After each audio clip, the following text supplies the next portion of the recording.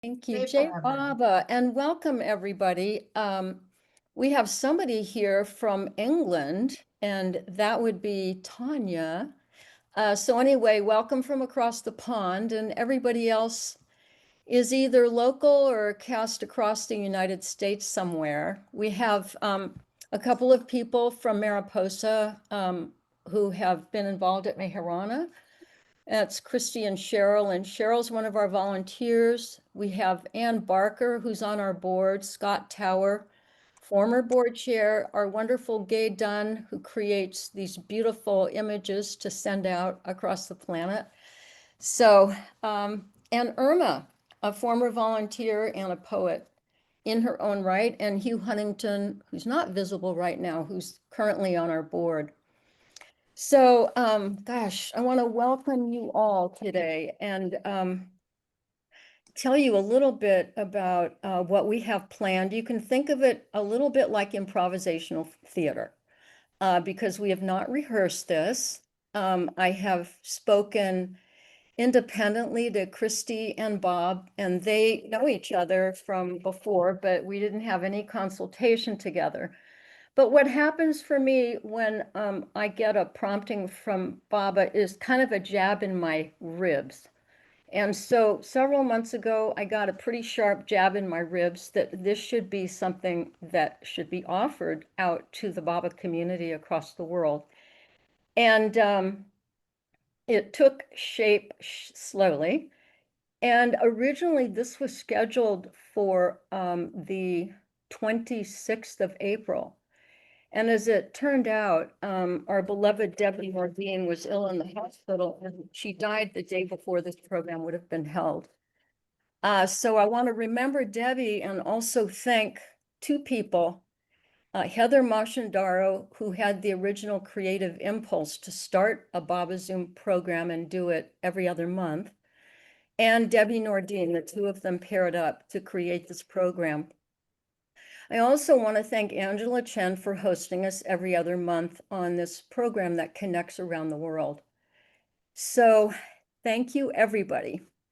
Now, one thing that's apparent to me is that Baba's reach is everywhere, and I'm going to tell you a super quick story, kind of unrelated to Mehera and Meherazad, but it happened to me yesterday. As I was standing in line for coffee at Whole Foods. It's my cappuccino habit.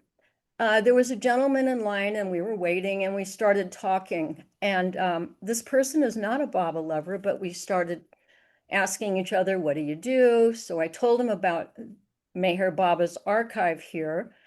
And he said, that's funny. And I said, well, why? And he said, well, because we had a friend visiting us once upon a time. And she had a photo of Meher Baba and she decided to go on a huge trip and she left everything behind, including this photograph, which we have kept. And one time when my daughter had lost a tooth, I decided just for fun, I would leave $5 under her pillow. And for some reason, I would copy Baba's picture and put it under there too. And he said, when my daughter woke up the next morning, she had $5 in one hand and Baba's photo in the other hand with a very puzzled look on her face. And she said, look, I got $5, but I never thought the tooth fairy was a guy before. I'm so surprised. So in any case, Baba's reach is everywhere, and Mehera is certainly a part of that reach. So why do we come on and listen to these stories? As I was thinking about it this morning, I think that stories bring us into ourselves differently. I think stories help us to quiet all of the random thoughts and help us to experience the love in our hearts. And so our plan today is this, and as I said, it's an improvisational event, so please think of it that way. I'm going to give you a brief history of both Bob and Christi, who had very different and unique roles involving Mehera, the Mandali, and Meherazad. And in a way, I would say maybe a masculine and feminine perspective. Although Bob did say to me, I can't represent all men. I can only talk about my own experience. So I said, well, that's That's fair enough. Um, so subsequent to that, we have a slideshow for you with photos shared by both Bob and Christi, and a couple of video vignettes to bring Mehera closer in to us today. Finally, when I spent time in India, I'm just going to show you this little bouquet. I was inspired to buy these beautiful roses yesterday. And for some reason, I put them in this flowered teapot. I've never done it before, and I've never cut long stem roses. It seems a little bit sacrilegious, but I felt like I needed to do it. And on the way to my table, one of the petals fell. And I don't know if some of you remember this from India, but I always heard the Mandali say when a petal falls, it's a sign of Baba's presence. When the garland slips a little, it can be a sign of Baba's presence too. So with that, I'd like to tell you a little bit about Bob and a little bit about Christi. So Bob currently lives in Athens, Georgia. He was trained as an MD, an internal medicine doc. He grew up for his first 6 years in a small town on the bayou in Louisiana. And then his family moved to Milwaukee. Fast forward to Harvard in the 1960s, where Bob studied something all of us want to do, right? Ancient Chinese history. No medical training at all in his undergraduate years. And during that time, he saw a poster of Mayor Baba in a window in a restaurant. And I think what he said was he hitchhiked to go hear this guy named Alan Cohen talk about Mayor Baba. And he thought, that guy is so cheerful. Like, he's a little too happy to be talking about somebody that's that important. Shouldn't it have a little more seriousness to it? In any case, he finished his studies and made his first trip to India in 1972. Subsequent to that, he taught in the inner city for 3 to 4 years, taught high school 1 year, and he was cured of being a teacher, and he decided, I'm going back to school. With no science in his background, he did this amazing thing of finishing all his prerequisites for medical school in 1 year, having had no science courses at Harvard at all. So that gives you a little idea of the power of his focus at times. And after he had completed a year of medical school, he had heard that Goodheart was letting students come to work in the clinic. And so during his summer break, he went to the dispensary and had some happy weeks of working with Goodheart and Kitty. And I believe that was in monsoon season. And so if any of you have ever ridden out to Meherazad on a bicycle, either in absolute heat or absolute thundering rain, you know what that experience can feel like. So in any case, he then returned to India. And over time, I'm skipping over a lot of personal history. He began consulting regularly with Goodheart on the phone regarding the health of the Mandali. And so he has a very unique and intimate perspective about the Mandali's lives and their health. And then the rest is history. And I'm going to turn to Bob in a minute. Bob, I hope I didn't display too many inaccuracies, and you can correct them if I had. Now I want to tell you a little bit about Christi Pearson. And I am always intrigued by people's personal stories and the way Baba takes every single thread of a person's life and makes use of it in a future none of us can imagine. So Christi Pearson was what she called an LA girl. That means she grew up in Southern California, not too far from the beach, I think, maybe on the beach, near the beach. And she grew up with an older brother. She, more stories about how she came to Baba, but in any case, here's what I learned about Christi, and I've known Christi for over 40 years at Meherana and beyond. Here's what I found out. She had a couple babies.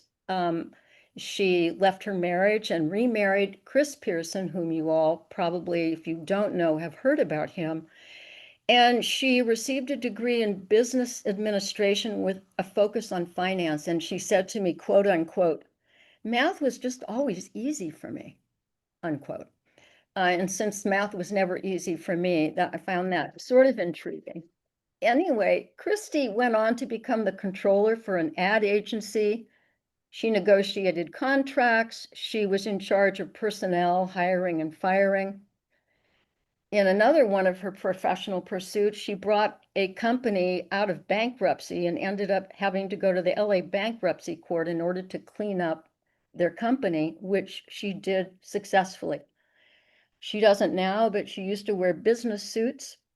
And that was one of Christie's past lives. She moved to Mariposa in 1990 with Chris and had bought land there in 1979. And you all have heard of Meherana if you haven't been there. She was one of the very active participants in founding that spiritual organization that Bao was so deeply involved in. When when she moved to Mariposa, she said to Baba, I'm going to take the first job I can get. And she became a labor negotiator with the county. And then she was hired by the school district. She worked for the superintendent. She did labor relations, financing. And her coup de grace was working very hard to push through a grant for a multi-purpose room for an impoverished school in Mariposa. She went to many meetings. She went to Sacramento. And by the end of this impoverished district had the plans to build a multi-purpose room, which has made all the difference for children who can look out the windows of their school now instead of just seeing the walls. She's also spent a great deal of time in India helping to organize Amartithi. And she had a medical focus at times, helping to care for various Mandali, including Mansari, Goodheart, and Balnatu. Currently, she has plans to go back to India to work with Chris and a crew on refurbishing and supporting the verandas on Mara's porch, which maybe she'll tell us a little bit more about. So with that intro, let's all just consider all the threads in our own personal lives that have led us to come here today. It's something of a mystery, and let's see what we can find out as we hear more about Mehera and Meherazad. So with that, Ashley, our administrative assistant, we're going to start a PowerPoint screen share. And Ashley, maybe you could guide people if they want to see the speaker when we're looking at the slides, you could tell them what to do. Yes, so I suggest that you guys go to the top right of your screen, click the view button, and then change it to speaker. There should be a big screen at the bottom and then everyone's little pictures at the top.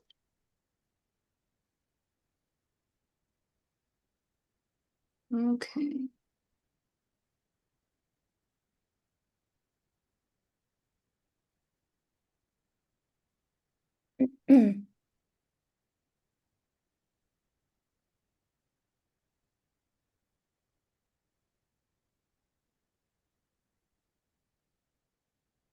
Thank you to Gay Dunn for this beautiful slide.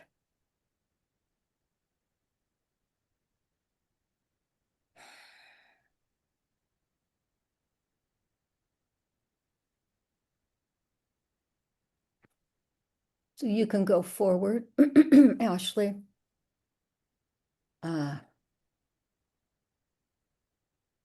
So the gates at Meherazad, which any of us who have been to India, it's one of the first things you see as after you come down that dusty road lined with trees.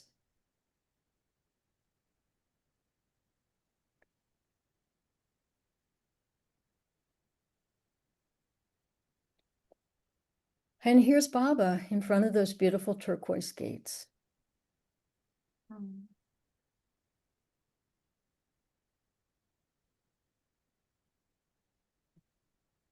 And here we have the women. So the best I know, that would be, I think in the red sari on the left is probably Mansari. And then going off to the right, there's Mani. I think that might be Nargish next to her. Then Katie, Khorshid, Mehera, and Arnavas with Baba sitting in the chair in front. And Naja's in the back. And there's Naja peeking out. Little Thank Naja. you. Okay. And I think I know those, that's who they are. You're Okay. right. Okay, good. All right.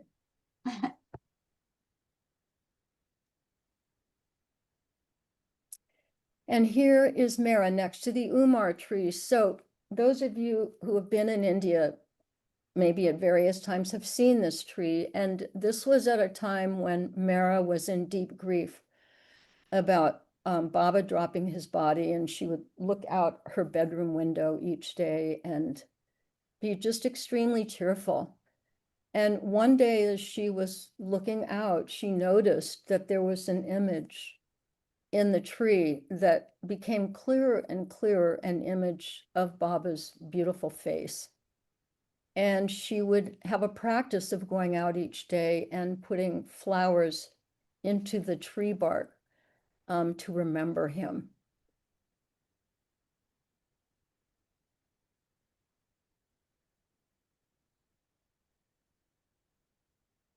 We'll hear Mehera now praying to Baba in front of his photograph.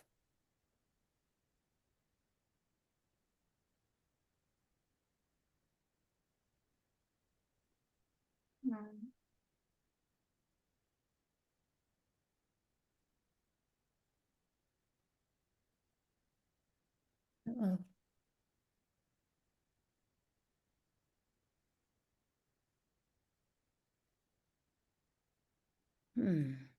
Oops.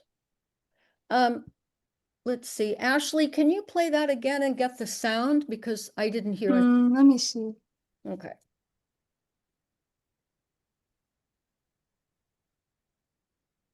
Let me love you as you ought to be loved always, Baba. May all your lovers be true to your love for them, Baba. Beloved Avatar, may Baba be there.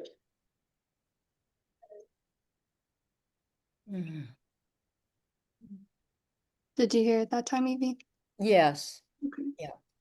We're going to play one more. This one's a little less distinct, but what you'll hear Mehera talking about is what Baba's singing was like. I think she's going to describe here, he played a drum and then he had a sitar, and he began singing in Marathi, which was where these pilgrims had come from. And at the very end, she talks about Baba being able to communicate in 6 different languages.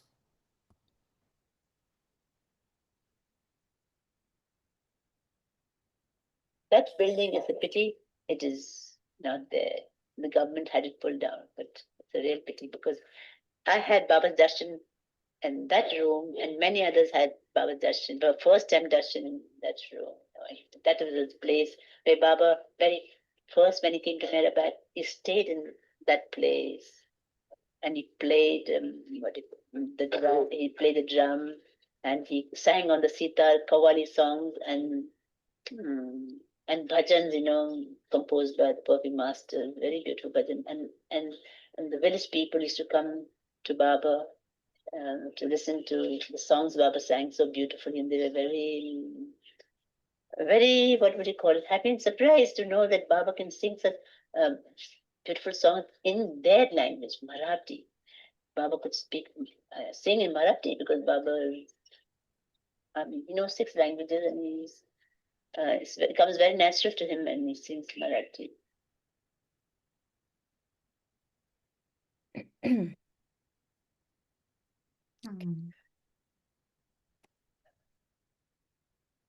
That building is. Oops. Okay, Bob, I'm going to turn to you. These are photos you took, so why don't you lead us through this next series? You'll see what they are. I know they're very familiar to you because of the many trips you've taken to Right. India. So that's Baba's chair in Mandali Hall at Meherazad. And that door goes onto the men's veranda.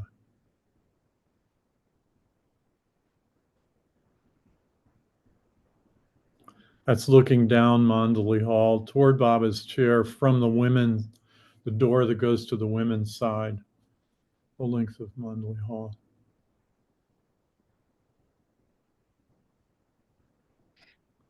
That's the blue bus where Baba and a number of women drove up and down India during the late 30s, early 40s, and then it was brought here at Meherazad, and Baba used it in the Great Seclusion in 1949, I think. Pindu, one of Baba's closest disciples and actually a neighbor growing up. He told me once that he would awaken at night sometimes and hear Baba singing when he was a child. One thing to add is I don't know if you all know how Pendu got his nickname from Baba, but he used to stand up and sway from side to side. So Baba called him Pendulum, and then it was shortened to Pendu. Also, he's Baba's cousin, brother of Naja. Right. And yeah. Michal, did you want to say something? No, sorry. I wanted to say it was his cousin, but I just by mistake put my hand up. Okay, okay. There's the men's veranda looking down toward the blue bus at the very end in Mandali Hall before it. And looking out the same area from the yard.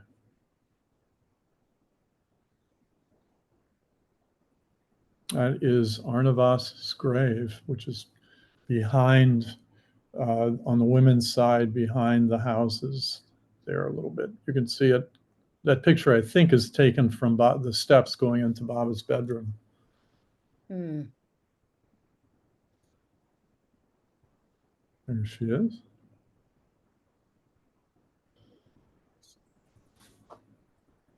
That's the other person buried at Meherazad, which is Kakabaria. He was an early and longtime disciple of Baba's and died in 1970, if I'm reading that right, or 69. 69, I think. Yeah. And these are the other three things that I know of that are buried there, the three of Baba's pets. They're buried behind the what used to be the old dispensary building there at Meherazad. And Goodheart told me that when she was going to build the dispensary, she was just going to build it over these graves and Kakabaria's graves. But they restrained her. So just to insert a little story about Mastan, he was Baba's last dog pet. And after Baba dropped his body in January 1969, Mastan was grief-stricken. And he'd wander from room to room looking for Baba. At one point, he circled around the table where Baba used to sit in the dining room. He went into Baba's bedroom and circled around the room. And very shortly after that, he stopped eating. He became very thin and he just simply collapsed one day. And that was about 3 months after Baba dropped his body.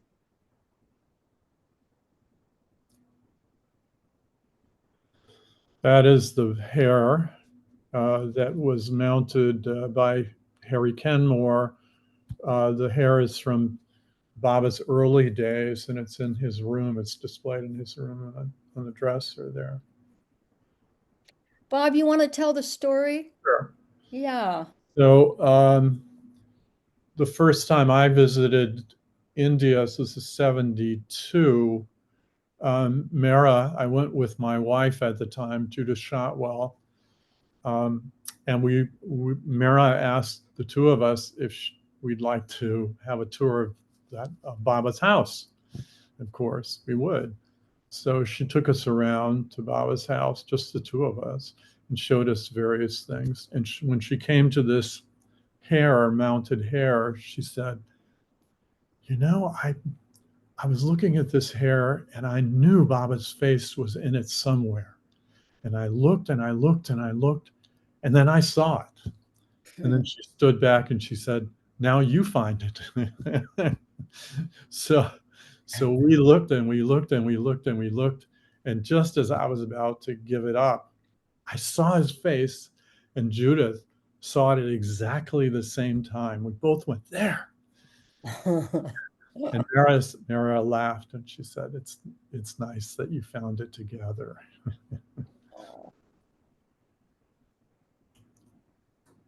I had never been able to find his face since then, incidentally. It's in there somewhere, I'm sure.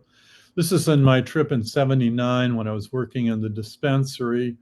And I would, as Evie said, I'd ride my bike up there and work in the dispensary. And then I'd have time afterwards, often when there were no other pilgrims there, to spend time with the Manzali, including the women. And this is a photo from that time. I'm in the middle there, in case you don't recognize me, the tallest person.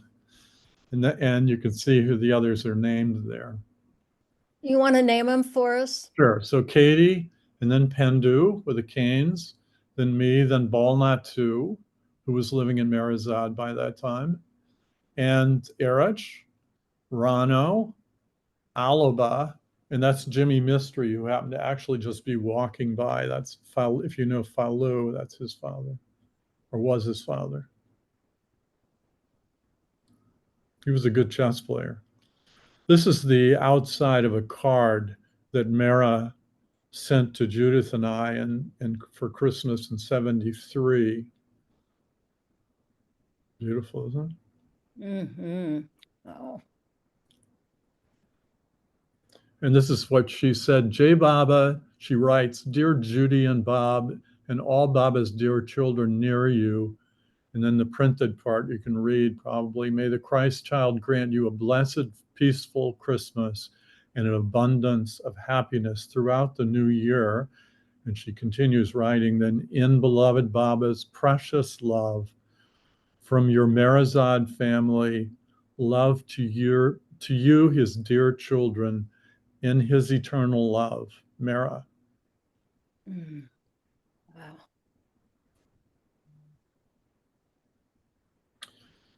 In '79, after when I was my last day, I was working in the clinic, and I was riding through the monsoons, and you know what traffic is like in India anyway without monsoons. So Goodheart came over to me. I was getting ready to leave. She took my hands and she looked up and blew me a kiss. First of all, she was a very short woman. If you never met her, she looked up and blew me a kiss. And then she looked down at my hands that she was holding and she said, Baba, bless these hands and make them healing hands. Oh. So then she wanted me to go over to the women's side. So I staggered over to the women's side and Mara was there. And Mara came over to me holding a string with a package at the bottom, as she would often do when she was giving something to men. And she gave me the package. And she said, when she gave it to me, she says, you have pleased Baba. And that's the framed photograph that was in the package. And that's next to my bed. Right now, it's actually right here. But normally next to my bed. Hold it up for us again, Baba. I mean, Baba. All right. Bob. Baba around here somewhere. He's somewhere. Wow. Lovely. Yeah. Yeah. Mm. Mm. Right. Beautiful picture of Mara. This photo was given to me, the framed, not framed, it was the print was given to me by Mani. This is after Mara had left her body. And it's hanging somewhere in one of my rooms. Mm. So let's go back. Ashley, go back to the one that, yeah, to that one. So we have some room here, Bob, just for you to share other reminiscences of all of the time that you spent in India, and in particular at Meherazad. And I've always felt that you had a very unique perspective because of the kind of time you spent there, the role you had working in the dispensary so closely with Goodheart and afterwards, and your return visits always to Meherazad. Let's see, am I muted? No. Mm-mm. Right. So I actually wanted to, if you don't mind, quote something that from the preface to Mara's book, Baba Loved Us Too, which were stories that she had told about Baba's pets, various pets. And in the preface, Meru writes, seeing her smiling warmly and talking animatedly to the Baba lovers who visited his home of the one topic that filled her life. Few could have guessed at that deep longing in her heart to be reunited with her beloved. She was incidentally born in 1907, and she met Baba when she was 15 in 1922 and joined him permanently at Meherabad in 1924, which is 101 years ago. Pretty amazing. Just to go back to me for a second, I was an atheist. I was lost. This was in college. I was drugs and everything else, and wasn't interested in God as such, but somehow got interested in the works of Lao Tzu, who was early ancient Chinese philosopher. And through that, my heart began opening to the possibility that there was more meaning. So I thought, well, I better find a master. So at that time, this is in Cambridge, there was a perfect master passing through town every week. So it was just a matter of, who to go to. So I was hitchhiking, as she said, and as Evie said, I was hitchhiking and got a ride with this guy that gave me this poster. And to this day, I don't know who he is or was. I have no idea. But I went to the meeting, and when I left, I knew that Meher Baba was God. Whatever God was, he was it. Went and got a copy of the 3-volume discourse and read through that and had some confirmatory experiences. So I decided by this, that was in 69. Now that was in October, so everything had already happened. Baba had dropped his body, the great darshan that he had planned had happened. It was just, oh well. Anyway, so in 72, Judith, my wife, who was a Baba lover by then, and I went to India, and just meeting Mehera was a remarkable experience. I'd never been with anyone like her. It was stunning, actually, being there with her on the porch. She was obviously fully focused on Baba in a way that was inclusive. Everything she did, you could see her focus actually was on him, her beloved. On the other hand, she, had been cloistered her entire life, right? She came to the ashram in 1924, and Baba kept her away from men and men away from her that entire time until the very end of his advent, when the Mandli were introduced to her, the men Mandli. I mean, she was that isolated. So there was a little bit, I think, not that I'm in a position to judge, but I think she was a little uncomfortable at first being with men.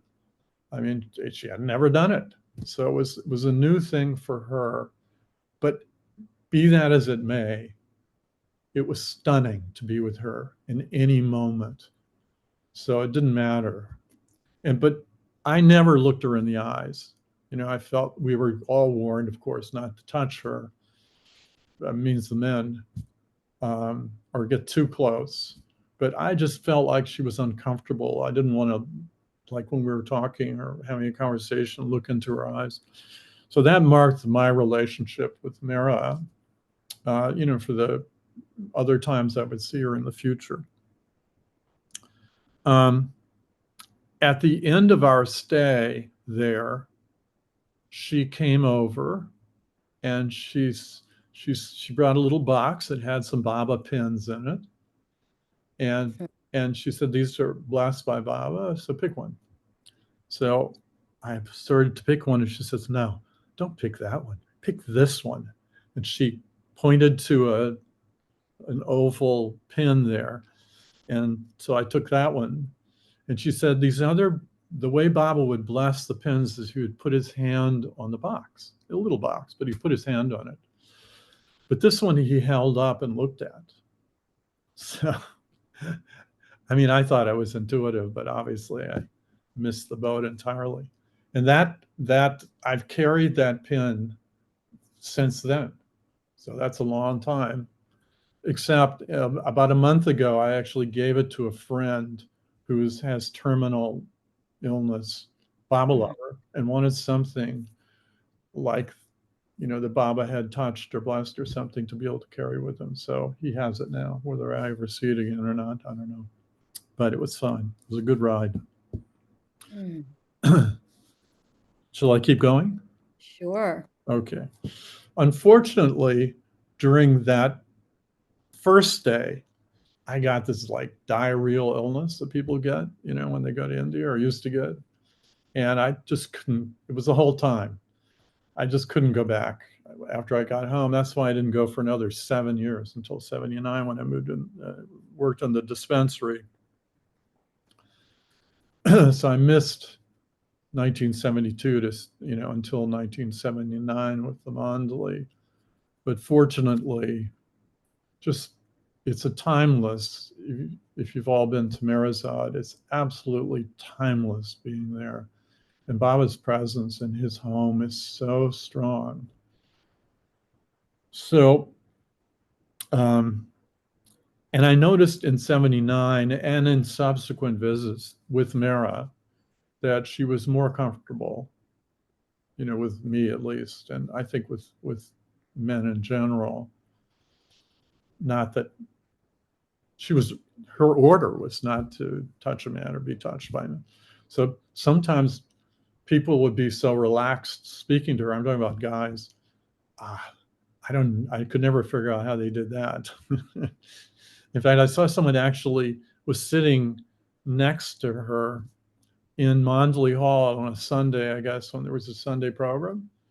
And he actually touched her knee, just in the enthusiasm and comfort of being there. And it's like, shoot, I mean, that's too bad. And I'm sure somebody has told me they embraced her once, a guy.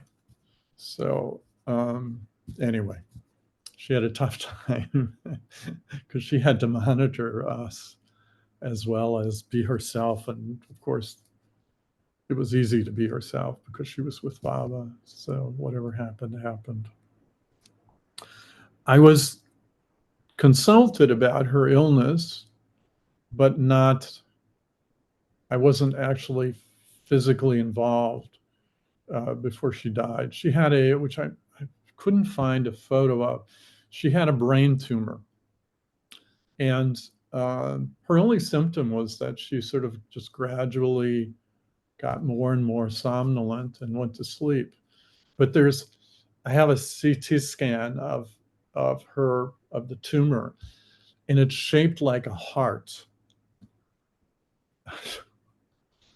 So that's just seemed like Baba's touch with her to do that. If she had to have something, she has a heart-shaped tumor in her brain and has no symptoms other than just drifting off.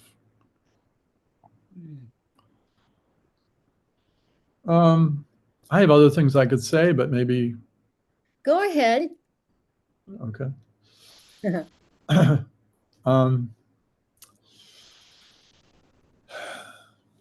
Once when I was there, Mariah came over and she asked me how I was, and I told her. Incidentally, I talked about having that diarrheal disease in 72. I never have gotten sick one day on the many 25, however times I've been back to India since then, not once. So, anyway, she asked me how I was, and I said I was fine. And I asked her how she was, and she said, I'm feeling okay, but I'm feeling my age. Oh. And I said, how old are you now, Mira? And she said, I don't remember. It was just so sweet because she was innocent. I mean, in the real sense of innocence, that you are there, you're there only for Baba, and whatever he has happen is what you want to happen. That's the challenge for all of us, is to be like her. Hmm. I'll stop there. Okay. Oof. Thank you, Bob. Yeah. Wow. We'll have other opportunities to talk about these things. So if something else significant comes up for you, just give me a holler. And I'd like to go ahead, Ashley, if you could forward one slide and turn us over to Christi.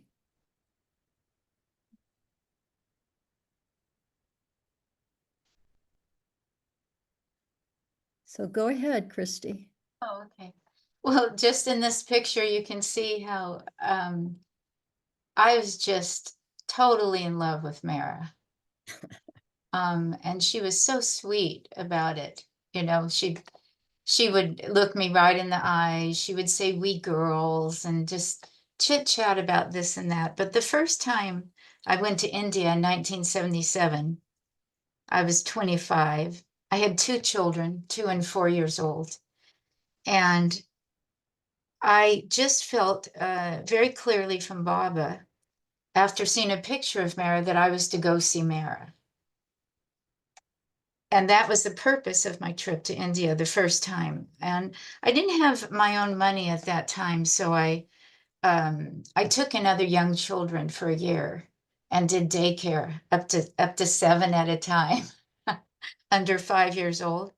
And after a year, I had enough money to go to India. So I really I lived up in the mountains, and although I was in LA, I had been to the LA group like once, but I really was sort of on my own. I wasn't familiar with the Mandali or the Samadhi or anything, but I got a ticket, went to India with the clear purpose of seeing Mara. And when I arrived in Ahmednagar, I stayed at Vilu Villa.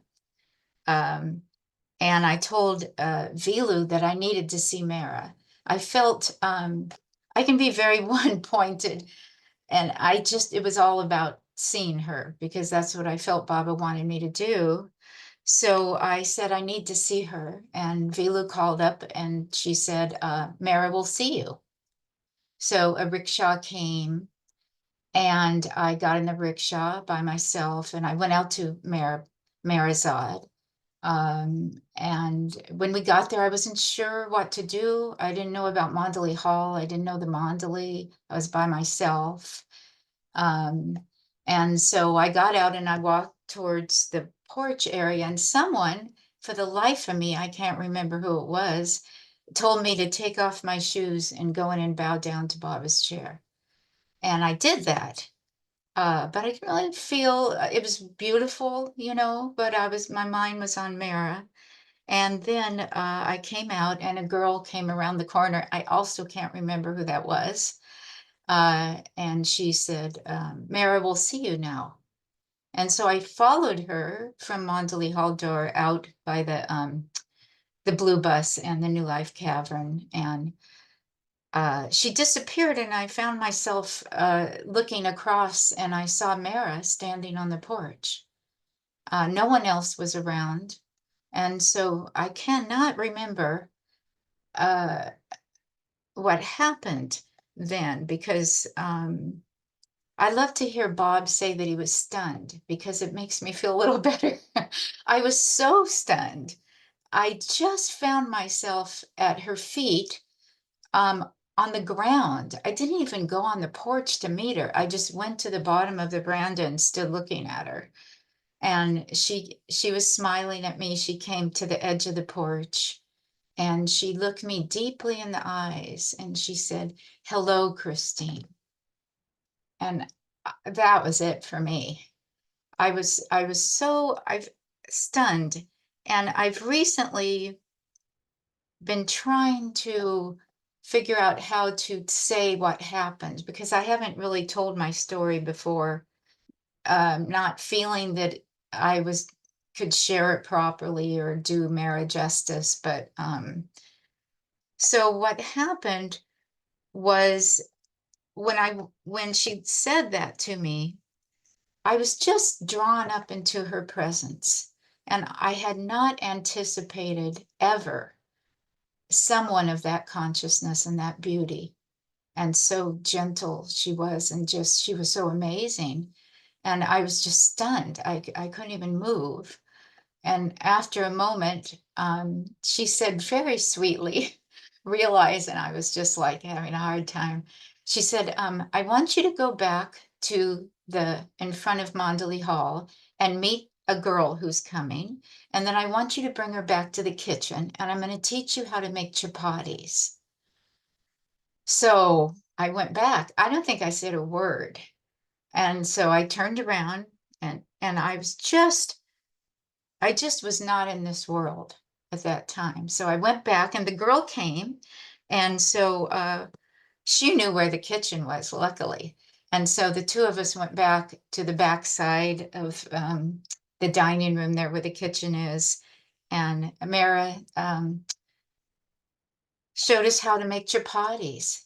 And that was just the beginning meeting of my relationship with Mehera, which I'll just say, really the most important and precious thing in my life was my relationship with her, because she showed me how naturally and perfectly to please beloved Baba, as no one else could.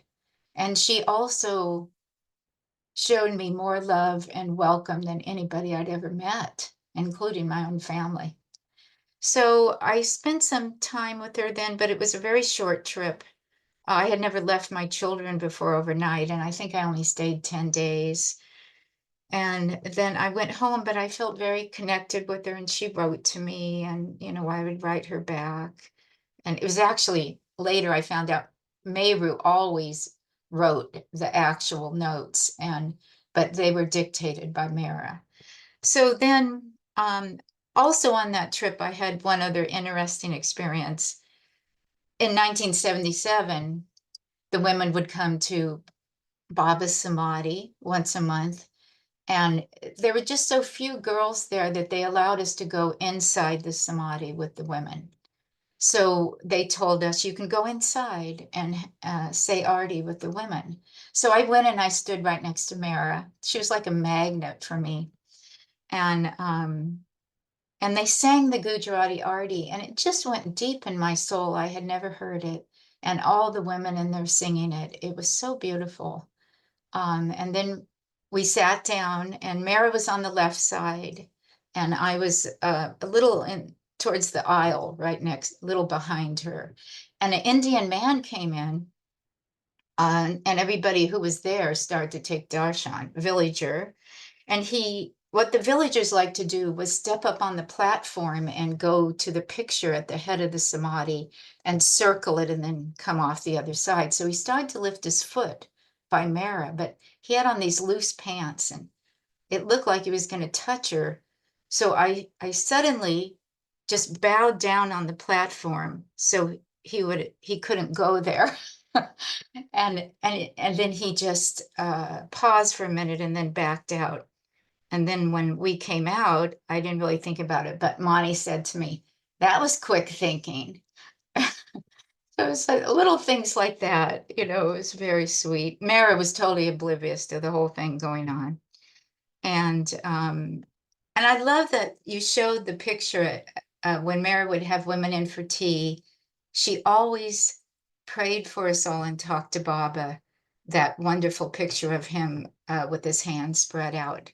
And then I also, she would, if I found myself alone with her, which I often did in my first trips, she would turn to the other picture by Charlie Mills, that it's a full picture and it's on the veranda by the window. And she would just have a conversation with that picture. And I remember thinking, I didn't know you could do that. Just talk to Baba like that, I thought you had to like pray or something, and here's Mary and he was there. His presence was always with her. So for her, it was very natural. And for me, it was just beautiful. And so that's one thing that she showed me, that we can just have our direct contact and talk to him like that. And then in 1979, I returned for a 3-month visit, and I had just married Chris Pearson. And now Chris had been to India too, in I think 1971, 72. He was 21 years old.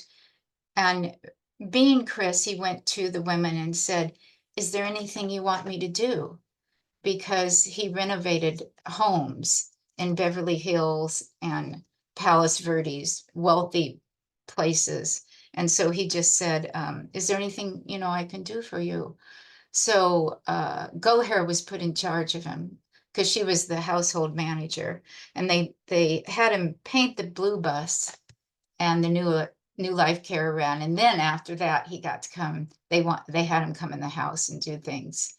And Mara wanted that pink in Baba's room, very pink. She wanted pilgrims to see that it was the bright pink. It looked to me, Chris called it Pepto-Bismol pink, but she wanted everybody to see it as it was with him. So then he painted Baba's room, and it ended up over all the years, he probably painted that 4 or 5 times. So now I was married to him, and Mara was very fond of him. So usually any nice young man that comes and fixes things around the house, they like that.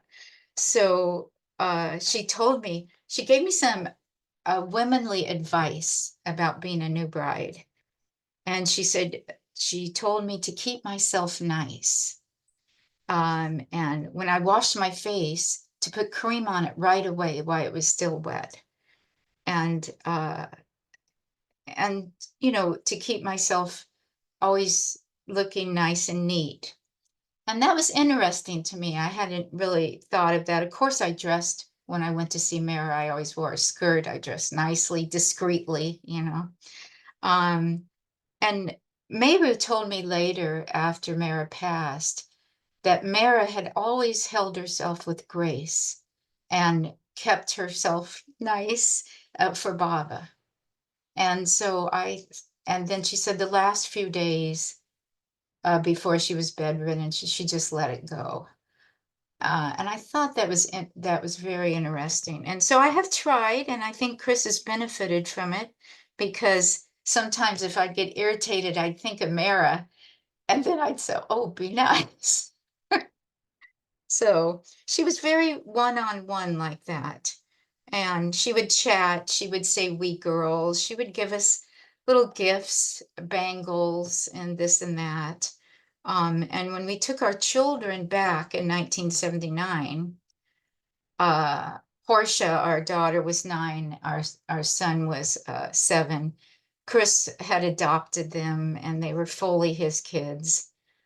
So we took them there, and Mara really fussed over Portia. She gave her little bangles to wear, and we got her a little sari, and she dressed up for Mara, and it was a wonderful time.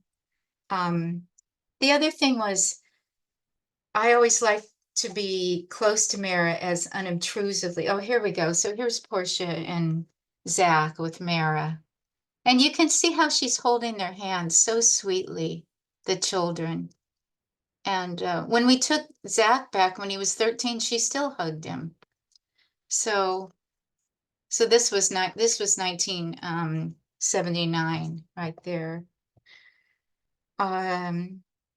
So when I was on the porch with Mara, I was kind of shy. I never wanted to talk or be asked anything. I just wanted to sit quietly. So I sat down on a footstool on her left side, and I could sit back a little. So I was a little bit out of the way. And her hand would be on the chair right by my face. And I was always looking at her hands are so beautiful. And she had on these two beautiful gold rings. Now, these were 24 karat gold. Oh, see, there's my bench, actually. So you can see my face was about right by her hand. And so I'd look at her rings, and because she'd tell the story of her rings. And you could see the one that Upasni Maharaj gave her was just literally a wire wrapped around her finger. I mean, not a wire, but a piece of gold just wrapped around her finger. And then the one that Baba gave her had a little heart shape on the front. And then once she caught me at it, and she looked down, with her beautiful eyes, and she said, "Do you like my rings?" I said, "Yes, Mara, I like your rings." And she also would get shy, especially when it was men and women. And in this photo, so I'm on the bench, and then tucked on that side of her behind, she kept notes. And she told me that she would, in the middle of the night, she liked to sit in the dining room by herself, reliving her life with Baba. And sometimes she would make little notes so that when she got on the porch, if she felt a little nervous or, there was a lot of people there, she'd reach back and pull out one of those notes. And so that was just showing how human she was. And when she would tell us, she'd often go into her own space with Baba, and and she wasn't telling a story as much as she was reliving those moments. And so when Baba was suffering a lot, she would just silently, very gently weep, and she would put her hands on her eyes like this. But she'd keep talking. And then sometimes she'd giggle if it was a joyous thing. And that was beautiful to hear. Chris, along with David, recorded a lot of that, all those stories. And of course, they were in her books.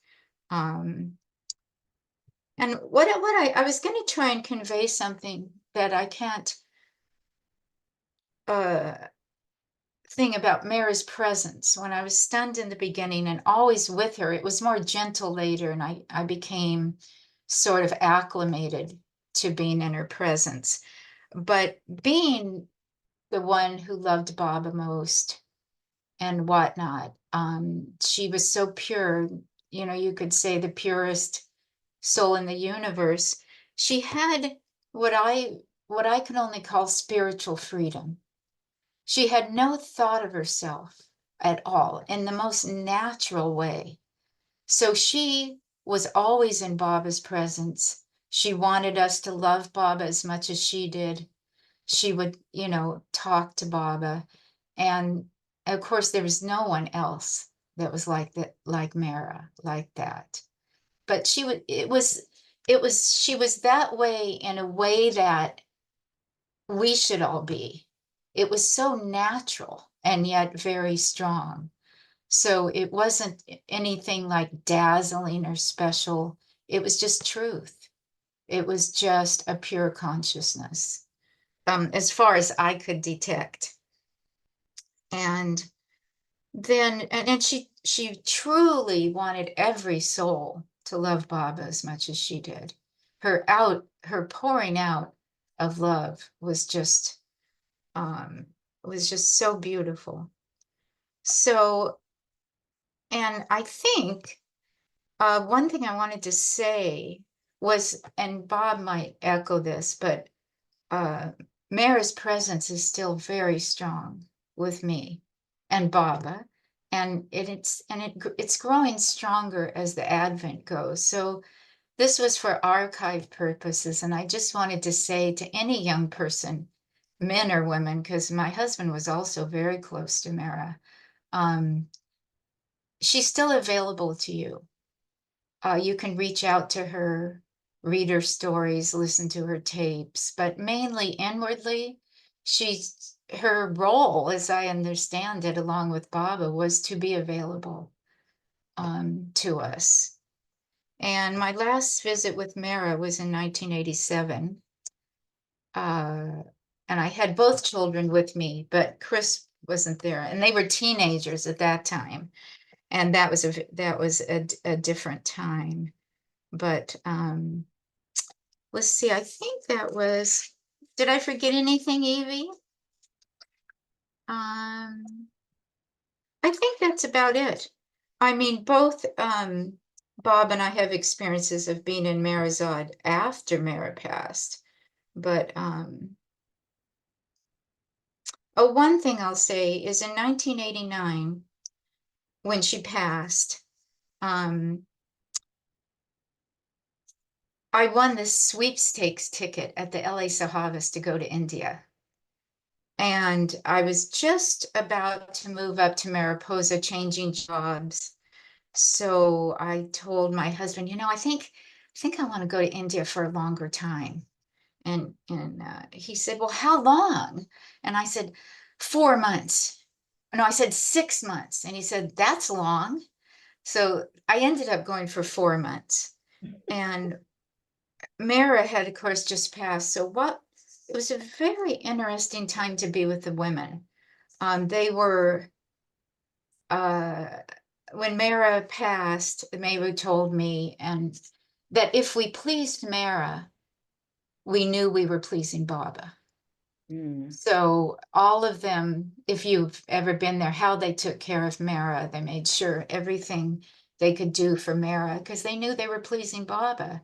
And when Mehera joined Baba, I think it was Mani who said, now it's every woman for herself. It was different. And so they would all sit around the porch themselves and share stories of Mehera and time. And it was such a huge adjustment for them because when Baba passed, they were not allowed to grieve because they had to uphold Mehera, who didn't want to eat, who didn't want to, and so they had to be there for her, especially Mani and Mehru, but all of them. So that was a really, really sweet time. And 6 months after Mehera passed, this would have been in October, I think, they still kept some Zoroastrian customs. And the 6 months, you always had a get together, I'm sure they have another name for it, for the person who died, with the idea that the sharpness of the grief is somewhat abated after 6 months. And instead of just being focused on the end, you could see the person's whole life that you were with them. And so it was a kind of a celebration. And Mani had written that song, the waltz for Mehera, and Heather and all had memorized it, and so they came to Meherabad. Everybody was dressed to the nines. We were all told we had to wear saris. So we all went out and got saris, and the women had on beautiful saris. And Mani was kind of calling the shots then. And so they went inside the samadhi, and Heather and Janet and the whole choir, men and women, made a U around the door and just sang full force. Mehera, can you, that song that Mani had written. So then they went out to the marble that was there, put there for Mehera on top of her. And I was watching Mani. It was so hard. And the first thing she did that really surprised me was she held out her hands and she prayed to Mehera. Mehera, help us to love the beloved as he should be loved. And you know, seeing the women Mani leading them, praying to Mehera was something that I had not anticipated. It was very beautiful. And then Mani bent down and she just buried herself in the flowers and stayed there quite a while. And then she came up and then of course being Mani, she gave a message from Mehera, and I wrote it down. And what it said is that Mehera had told her to tell the children watching, to tell the children that come after, meaning she passed, that she would be watching them from above. So this was 1989. So people like I see Ashley, you know, she said that I'll be there for you. So I wrote that down. I thought it was very affected me a lot at the time. And I think I'll end with that. Wow. Thank you so much, Christi. There's such resonance and richness in those. It's the first time I've ever told it. And I barely had to arm wrestle you to get you to say yes. I know. I think You it know was, what I felt after so many years, you know, it's ridiculous how long it's been. So 77, you know, it'll be 50 years in a couple of years that I felt comfortable that I could probably express it meaningfully that would and I had the idea that any young girl could have come and experienced this. It's not that there were so many people closer to Mehera than me, but you never felt that. So I just, you know, wanted to encourage people to reach out to Mehera and realize that she's there for them. Mm. Mm. I know, Christi, you told me a little story when I was on the phone with you about some young women that had come to Meherana, I think, that had approached you. Right. And they, you know who it was? It was Michelle and Margie, who do that radio show. Mhm. And they're so sweet. They're really charming, but they don't back off. You know, they're used to this radio show type thing. And so they're squeezing thing out of me. And I said, I absolutely not will be on your radio show. Not going on the radio show. But I said, I'll think about it. I'll think about saying more. And then when I checked in with Baba and Mehera, I just felt, okay, I have to just keep myself out of it as much as I can, but share their beauty. That I would like to do is share the beauty. Mm. I feel very strongly, Christi, that you've done that. And in a way, not by leaving yourself out, but by bringing your heart in. Yeah. Yeah. Wow. Gee, let's all take a couple of breaths on all of that. Whew.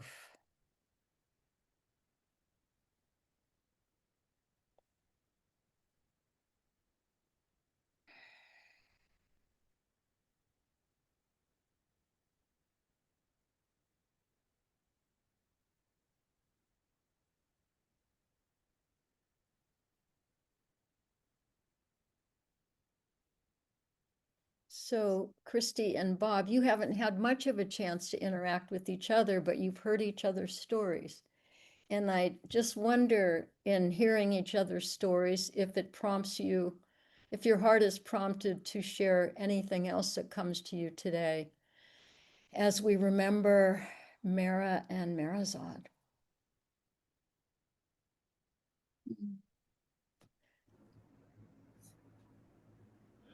Um, it's a unique experience, and anyone can find the special place because we know Baba is what it's all about.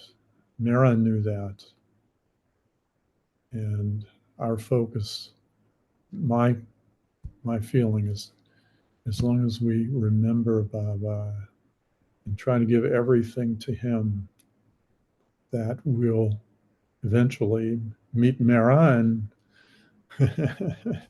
in the real sense of the word. Mhm.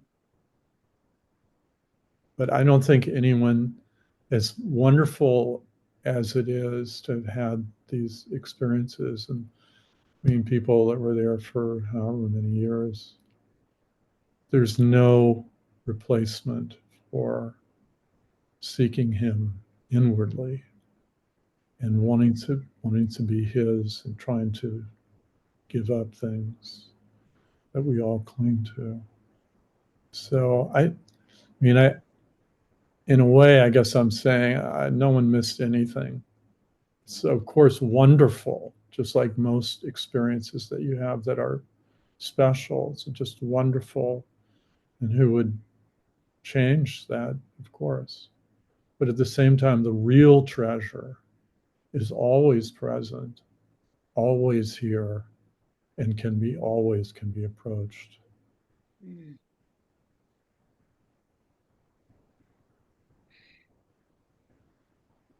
So important to remember that, Bob.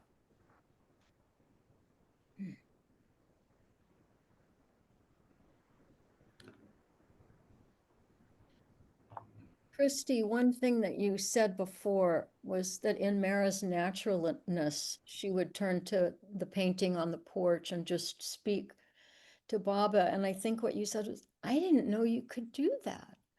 Speak directly to Baba like that. Do you want to say any more about that? Because I think that ties very directly into what Bob just shared too. Yeah.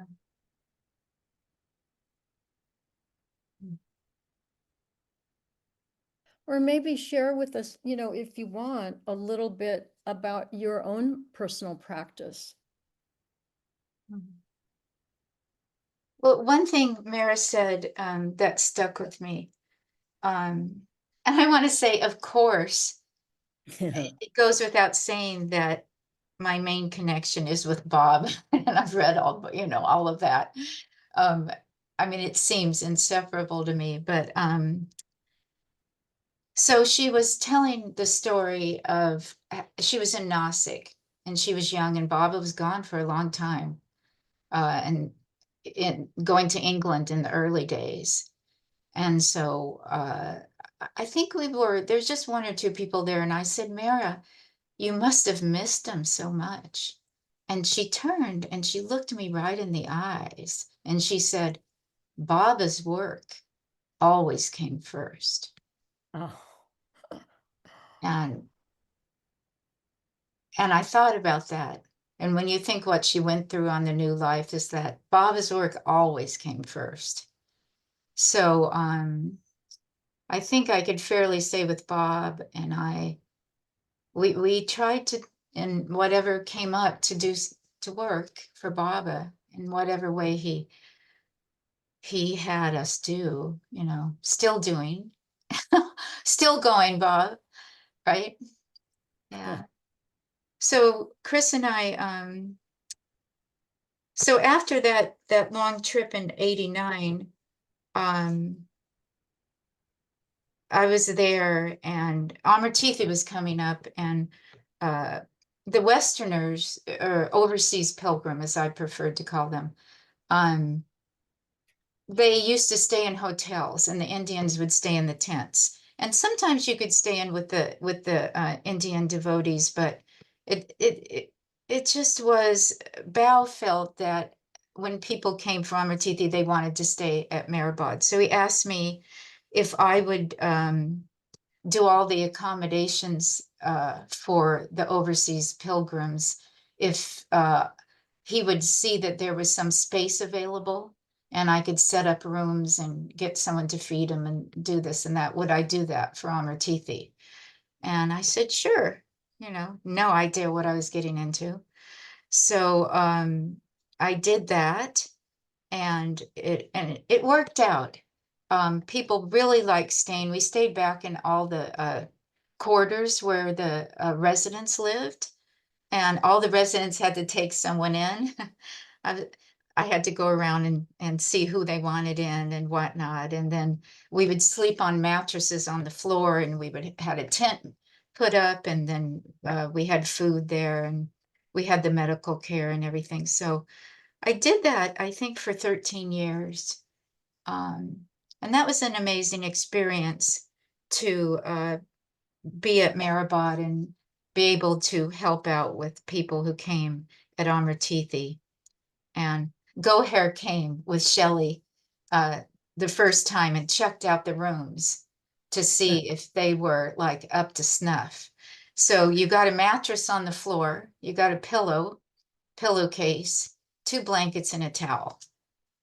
And so we had them all laid out, and we even put chocolates on the pillow. We would just like little carrying it all the way. And so Goodheart comes in and she looks at it and she says, "Oh, we should have had it so good." So it passed muster. And so I really enjoyed working with all the residents there.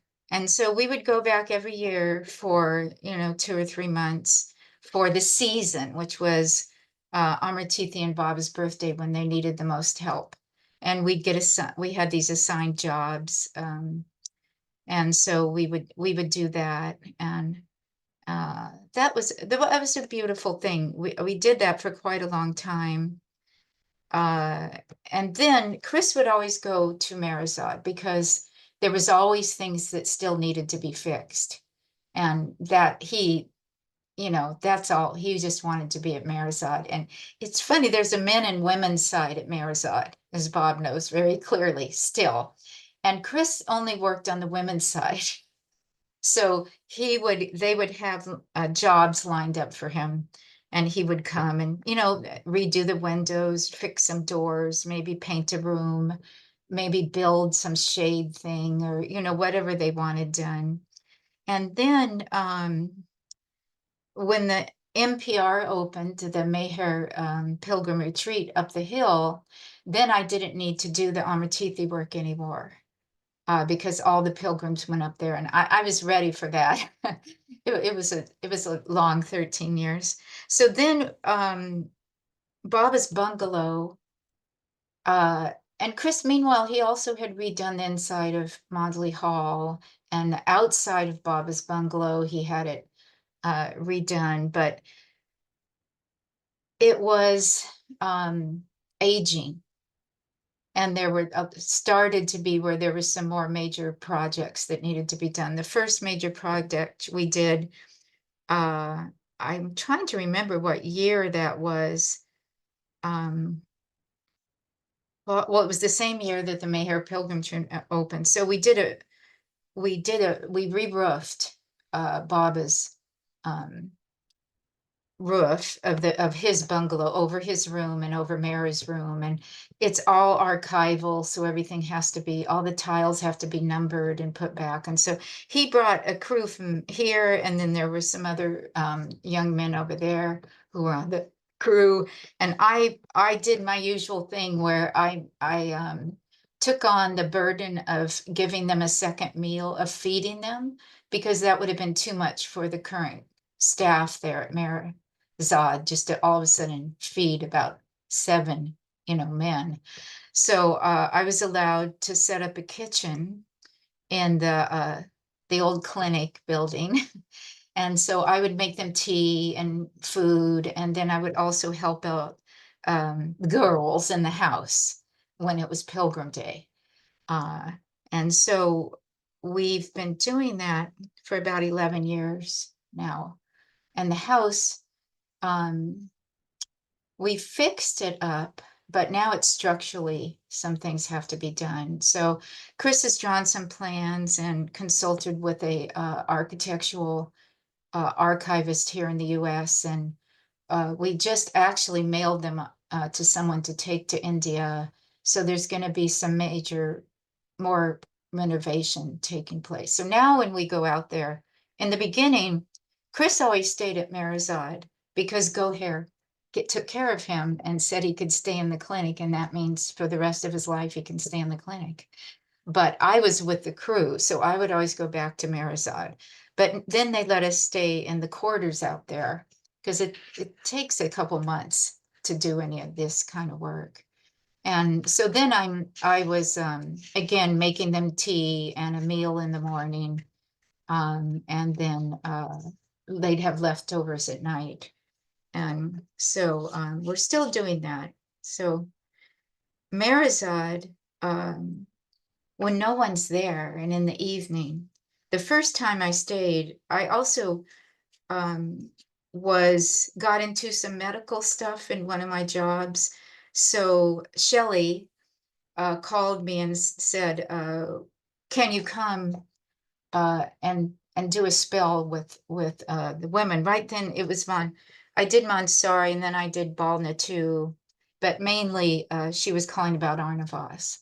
So I would take, there'd be a rotating team of one girl at a time who would help. And so we were under Shelley and under Bob because in the morning at like, I don't know, 5, 6 o'clock, Shelley's outside with her cup of coffee and her phone.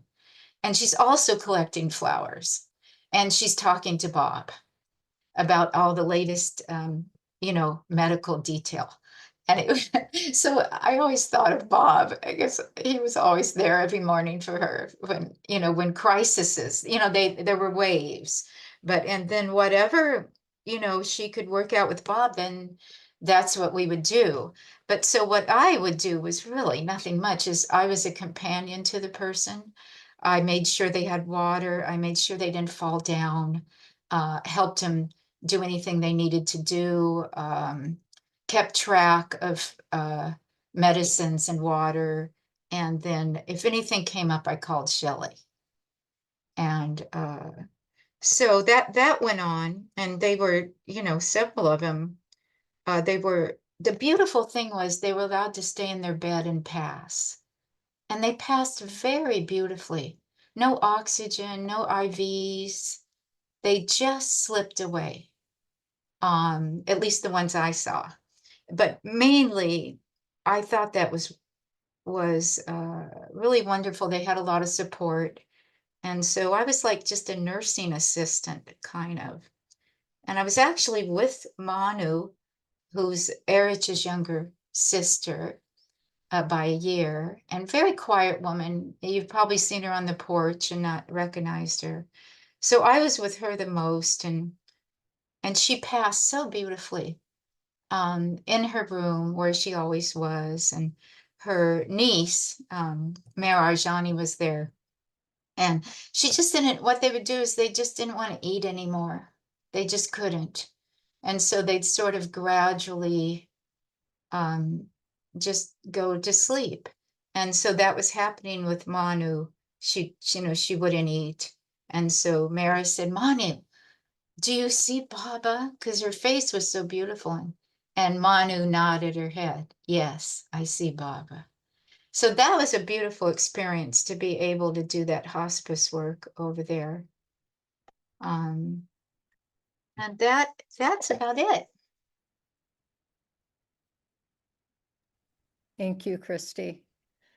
Bob, anything else from you before we open it to the group? Nothing that needs to be said. I would say, from what Christine just said, is that I happened to be staying in Meherazad when 3 or 4 of those people passed away. So I was in the room with them when they passed away, and Arnavas included, and Manu for that matter. But that's it. It's quite a privilege.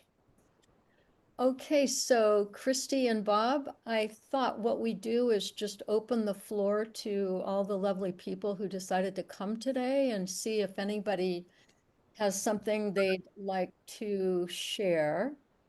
If you would, let's see, Ashley, if you could just clear the, I guess, yeah, okay. So let's see, if you do have something to share, you can unmute yourself. If you have a question for them or something that they've shared today brings up your own connection with Mehera and Baba, the floor is open. And I cannot see everybody at once. Let me see.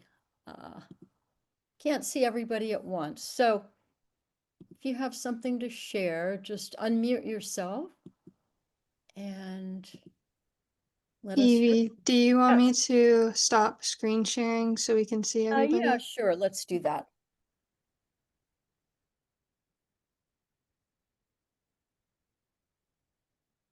That's great. Okay. We have lots of darkened screens, but that's okay. All right. So this has been such a rich sharing today.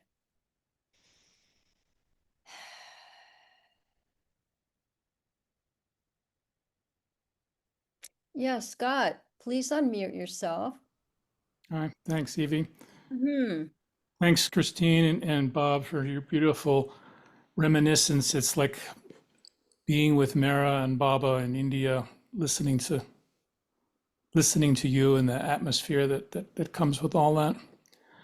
When I first went to India, I didn't have any idea I was going for Baba, but I didn't know anything.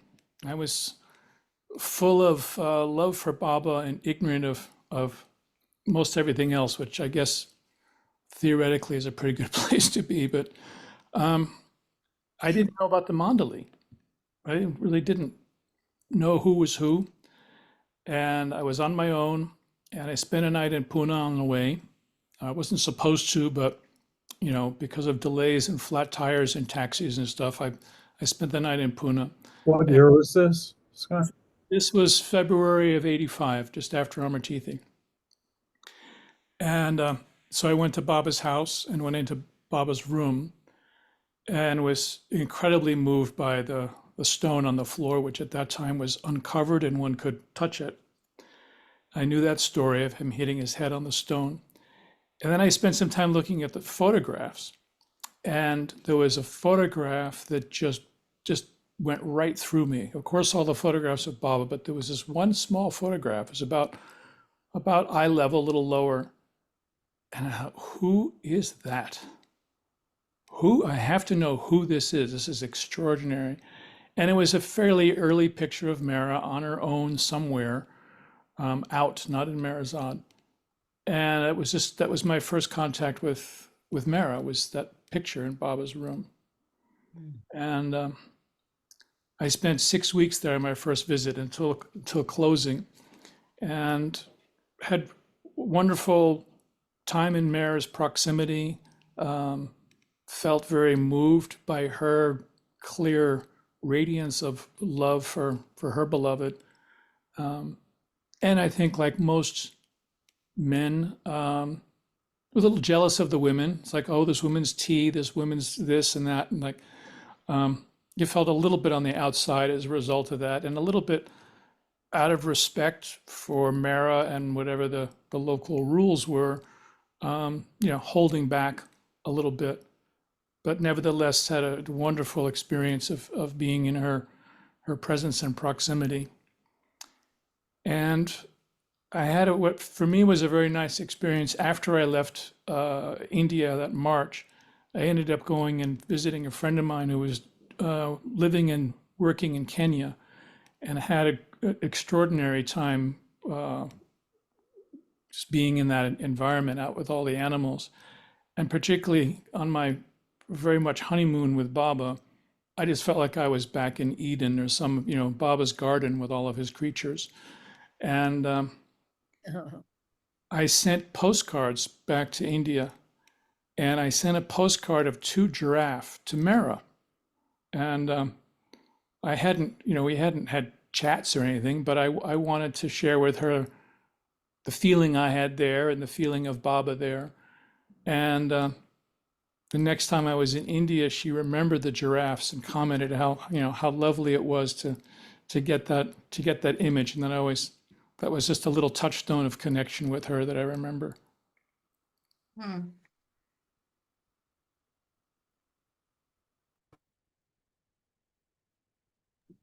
Thank you, Scott. Those are sweet memories.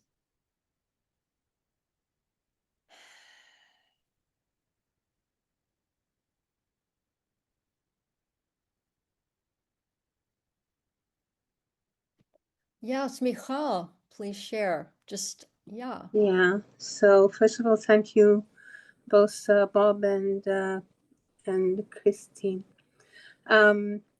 Bob, thank you for all the photos that you keep sending you keep taking in Meherazad and sending, so we get them in the trust mail, and it's very beautiful. So now I know who's the one who's doing it. I see your face, so I can connect the name with the face. So thank you for your story, and Christi too. Christi, I remember you in Amartiti also when the NPR was there.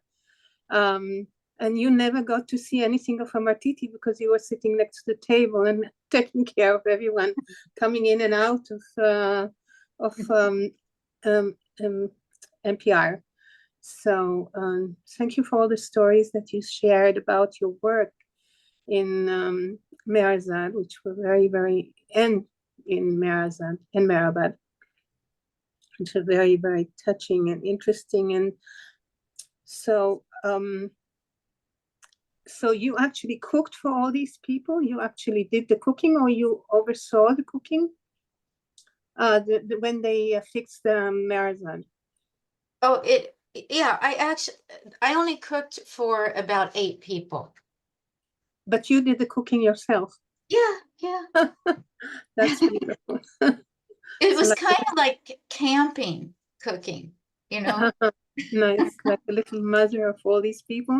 And I also saw the pictures of when they fixed the roof, and they were walking on the roof. Right? And it looked so beautiful and so touching. So So just to add to that, I was there at the time, yeah. at least for part of the time when they were doing the roofing. So I think I sent some of those photos out. So you took the pictures of those people walking on the roof, because I don't think that I did. such a person like you could be on the roof. Yeah. So yeah, about Mehera, about being stunned. Yeah. She was just an amazing being, and she had this huge soul. So what I figured is that our shyness and our stunnedness and our approach, the feeling when you come to approach her, was because we are used to smaller energy bubbles around each one of us, and she probably had this huge one, so we would feel it from far away, and to approach it was not simple, was not, you'd be bashful. About not looking at Mehera, when Robert said not looking in her eyes, Bauji said he never looked in her eyes. He never brought up his face to look her straight in the face, because they were so used to avoiding to look at her and looking at the women's side. And because she was so sacred, to them. And being Baba's how do you call it? Other side, Baba's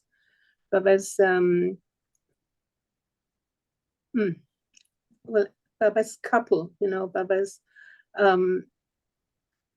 actually the coming together of them two, being in oneness of the godhood, that she is bringing this feminine side of the godhood, while he's bringing this, actually both sides, but Baba always brought both sides, the feminine and the masculine was in him, but Mehera brought the feminine side very strongly. And just meeting her the first time when I came to Mehera and Meherazad in 1988, I immediately knew that she was God. I immediately felt that she was fully God. And since then, I feel that they're both in the same kind of status, in the same kind of togetherness. And so I'm not finding the words, but Mhm. But you're finding the feeling of it. yeah, so thank you for your stories. Thank you for coming here, bringing this taste of them too, and Meherazad, and the work then, and taking care of the mandali. And I also remember that it was so touching that every time one of the mandali would pass away or would go through a sickness, that before they would pass away, we would be sent letters and information of the steps that they were going through. And it was so, so touching to feel the care that was taken of each one of the mandali when they were in, and the fact that they were in their own space, that they could pass away in their own rooms, that they could pass away with their own people around them. And so that was also very special. So you gave a taste of that too when you told about the people that you helped transition. And that is so precious too. So thank you very much, Jay Baba, Jay Mehera. Thank you, Michal.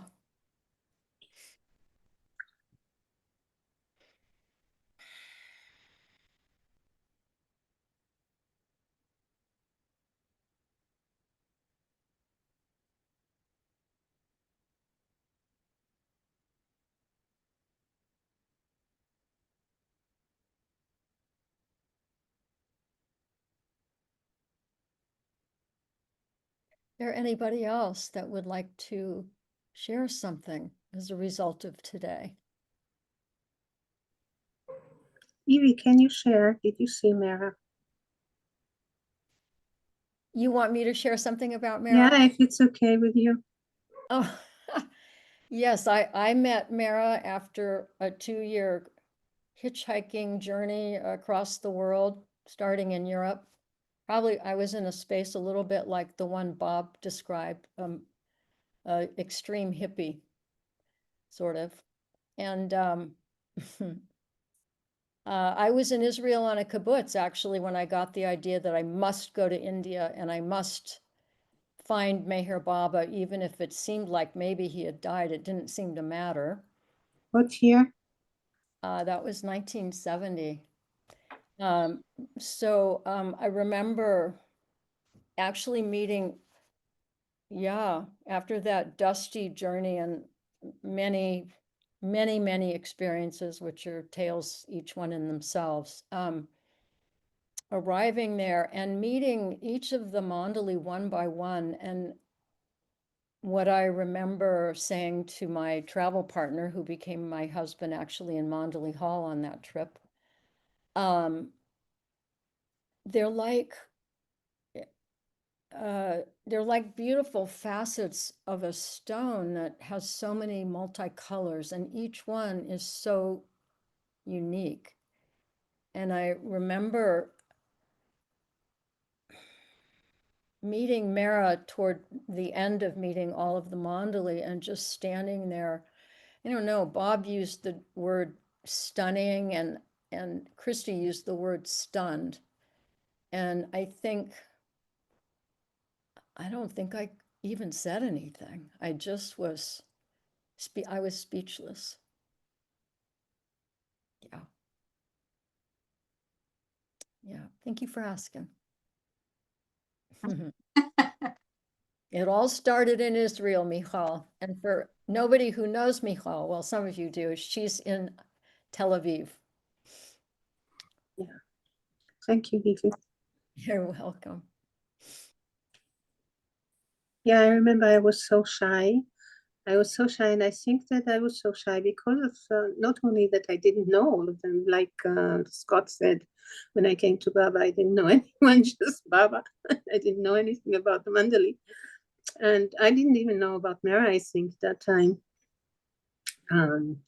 So when I came, yeah, it was this feeling, you know, that this, you can't just come and approach, you know, you just can't come, you know, naturally like you do to other people in Israel. Anyone who was here, anyone who knows Israelis, know how easy we connect to strangers in the street, you know, in the bus stop and in the shop and everywhere.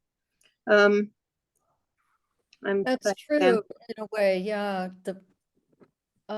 I don't know, when I hear words like stunned, stunning, silenced, no words, I think it conveys that feeling that because Mehera was so natural and unassuming and totally herself, somehow it invited a response of just being bare, being unclothed in a way, like sort of straight to the heart.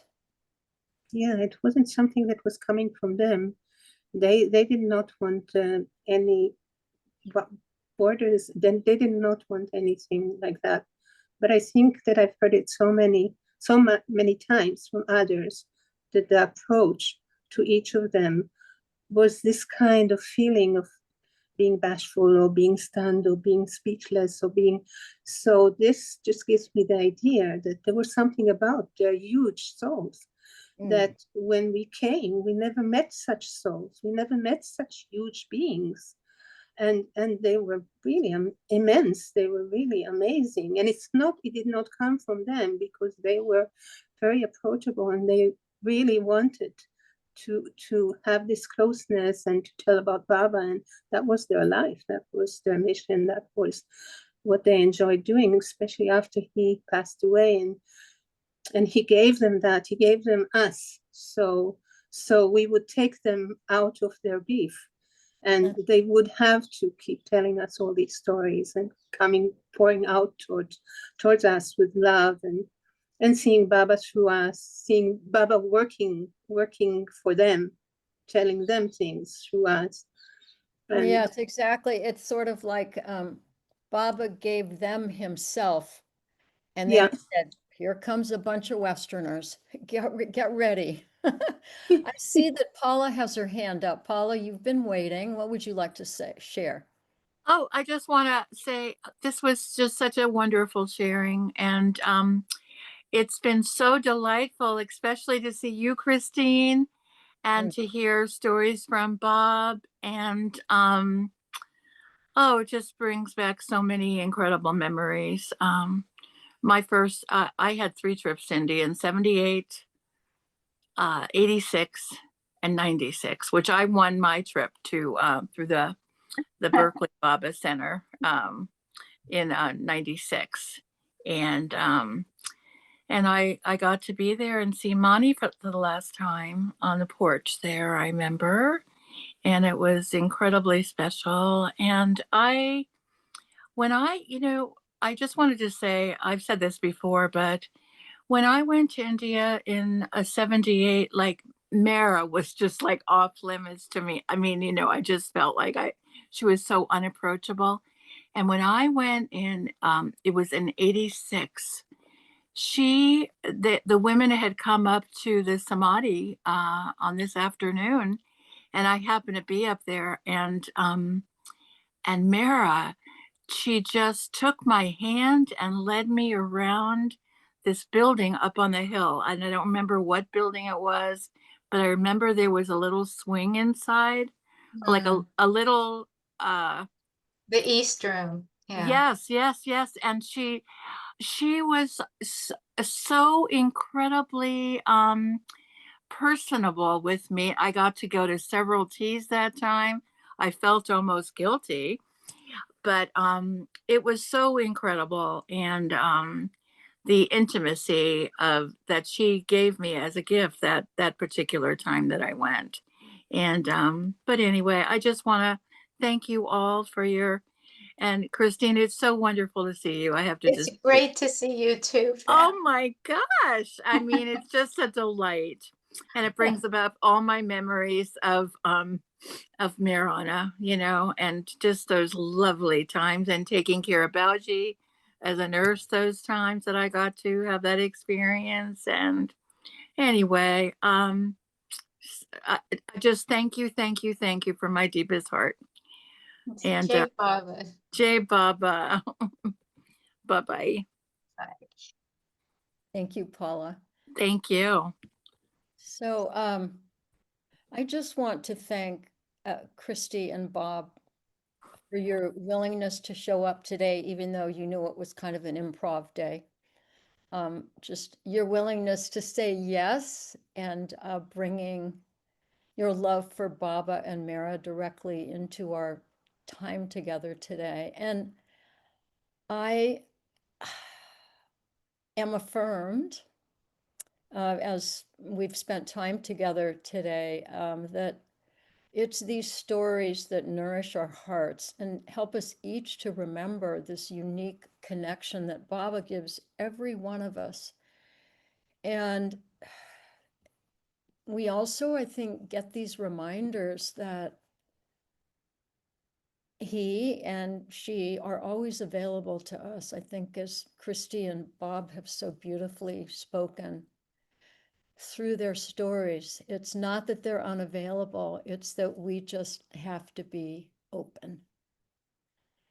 And it looks like Betty would like to say something. Betty, just unmute yourself if you would. Yeah, hi, DJ Baba.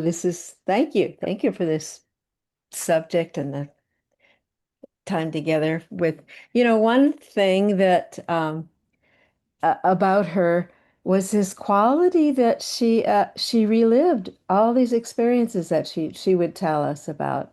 Her eyes would sparkle and she would just go there. She'd tell it was a remarkable way that and in such detail. Oh my goodness, she just relived the many stories that she told us. It was and brought us along. It was so special. Mm.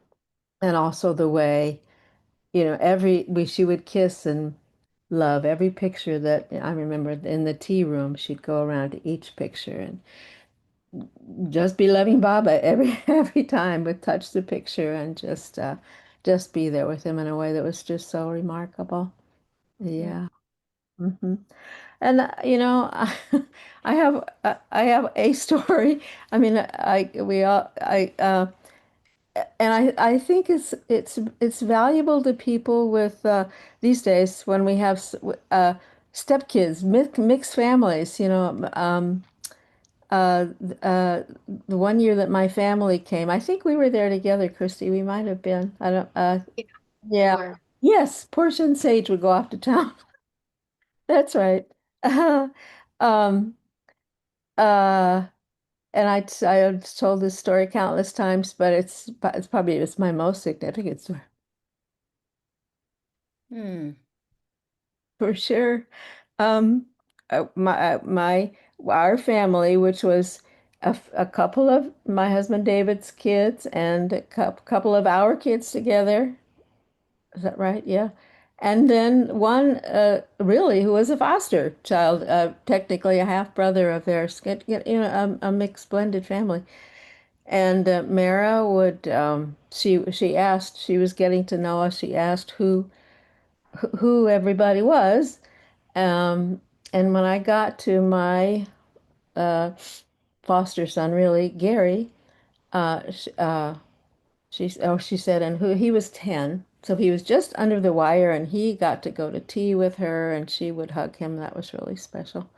Um, but she said, and now who's this? And I said, I figured foster son wasn't going to be, under something she might know about. So I said, he's my stepson. And she looked at me and she said, I'll never forget.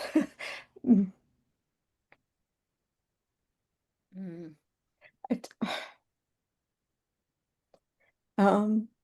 she said, no, she said, you must never say it that way. She said, he's your son.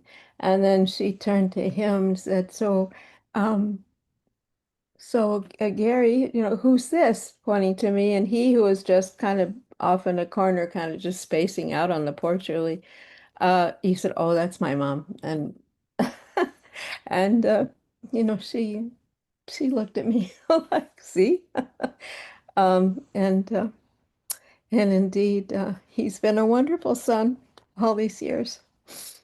Oh, Betty, what a Yeah. touching story. Thank you so much. That's really sweet. Etzion, your hand is up. Please unmute yourself and keep smiling. Thank you. I'm Etzion from Israel, and used to be friends with Michal. You know her better than you know me, I guess, or some of you. I came to know Meher Baba in 1972 when I met his first disciple in Israel, Keri Ben Shammai. When I entered her humble Baba room, Jerusalem, I think summer. Then immediately I became Baba realized. He gave me a very powerful experience of who he is. What's very sad about himself, I knew much more than this. And during the 70s, I was sharing often with Keri Ben Shammai, and she was alone. There was actually no Baba lovers at that time.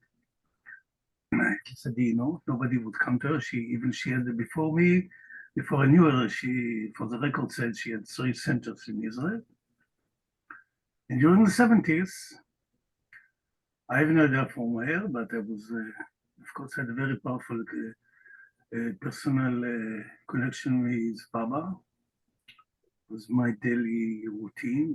It came suddenly and not safe. And I was praying to him from time to time to permit me to see his Mehera. From did I know at that time that to ask permission to see his Mehera is beyond me. Because when I suspect when he gave me this powerful experience of who he is, then I knew more things behind the veil about the role of Mehera without reading anything. My English was just rudimentary beginning of English. Since I wanted to know more about Meher Baba, so I put a very great deal of energy to study English, etc. And then towards the end of the 70s, I had to take care of Keri Ben Shammai. She became disabled, and her health was deteriorating. And then one day she ordered me, literally in this fashion, gave me an order. She wants to go to India, and I have to take her there. And I made all the arrangements of bringing her to India. And there she was pleading before Mani that she wants to stay there for the end of her life. And which, of course, Mani told her I was present at that time. Mani, of course, said it's not possible, etc. And then, either before that or after that, visiting Meherazad, at that time stayed at Vilus, and used to spend the whole day with. It was a very different world those days. And then first time I am entering Baba's room. And I was sitting in the corner opposite of Mehera's door and watching with bewilderment at all these people going to a chair, kissing pillows and all this. This guys was. I had the experience of Meher Baba who he is. So I didn't understand what people are doing. So I was sitting quietly in my corner, just watching all this, and all of a sudden Mehera's door, just straight to me, the door was swung open like this, very forcefully, and she came rushing towards me, straight to me and said, "Why don't you take Baba's darshan?" And of course I obeyed her immediately, right away. And how did she know? Door was locked, there were more people in the room, they were sitting there around, and she went straight to me. She knew what's going on. And then again we came, Myself and my wife came again end of 82, beginning of 83. And then I was on Mehera's porch. And Mehera told me all kinds of stories concerning Baba's unique care for Israel. And I'm also, Israel, we have a non-stop war for the past 120 years, since the beginning of the 20th century. It's a long story, I don't want to bother you with this. It's a different session. Spoke about this, I gave here sessions before, spoke about this. It's part of all these problematic issues of all these past advents.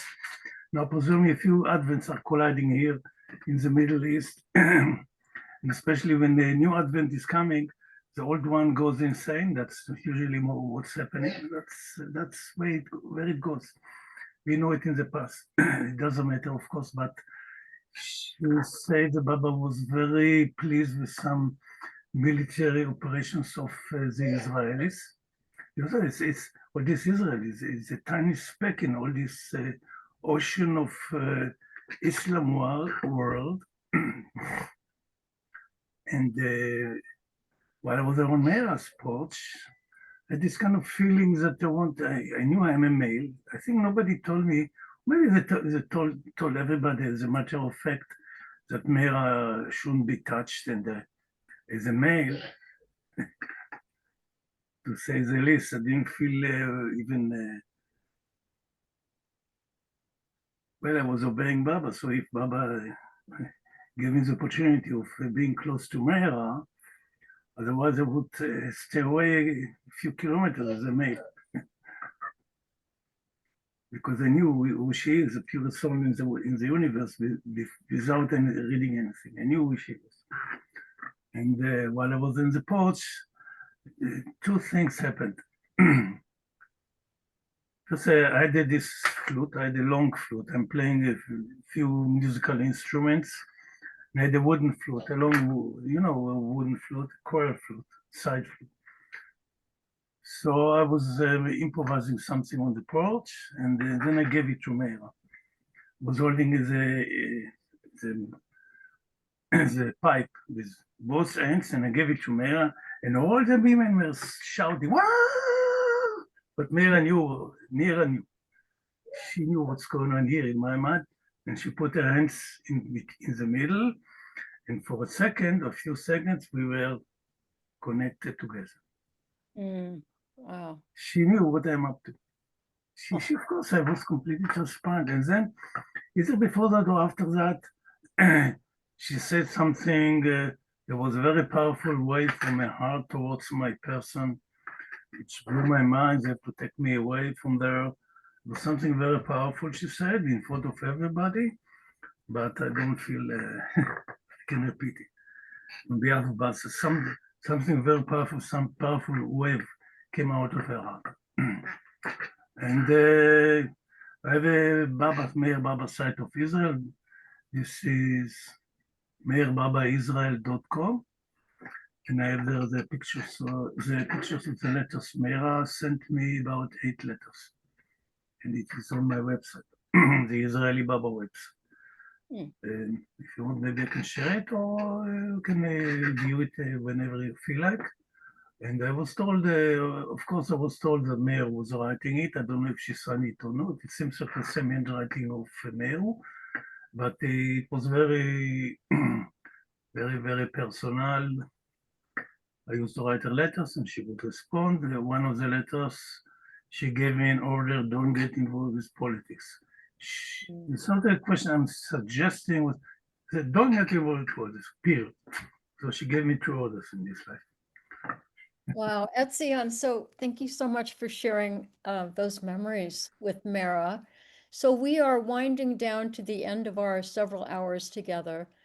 And I'm just going to ask each of us in closing, just take a nice deep breath and think about your own ties, links, stories, memories, and anything that comes up for you in your connection with Baba and Mehera.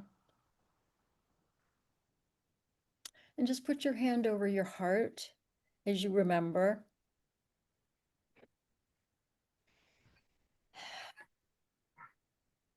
and just request of them to keep the flame alive for you. So Jai Baba, everybody. Thank you. Jai Baba. Jai Baba. Jai Baba. Papa and Mehera. Thank you, Thank Evie. you. Yeah, Baba. Thank you, Evie. Thank you, Goodheart. Thank you, Christine. Thank you all for the stories and shares. Jai Thank Baba. you. Thank you, Mehera. Jai Baba. Jai Baba. Jai Baba. Jai Baba.